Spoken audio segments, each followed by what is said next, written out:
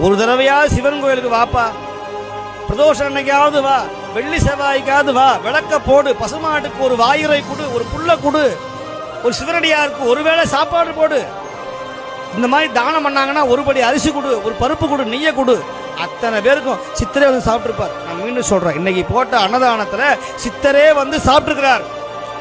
நீங்க கொடுத்த கத்திரிக்காவும் நீங்க கொடுத்த மாங்காவும் பரங்கிக்காவும் அவர் சாப்பிட்டார்னா உங்க உடம்புல இருக்கிற வியாதி வராது, கேன்சர் வராது, கிட்னி ஃபெயிலியர் வராது, ஹார்ட் அட்டாக் வராது, ஸ்டெண்ட் வைக்கக்கூடிய நிலைமை வராது, சுகர் வராது, பிபி வராது, தலையில கட்டி வராது, குடும்பத்துக்கு எந்த விதமான துன்பமும் வர சத்தியமா சொல்றேன்.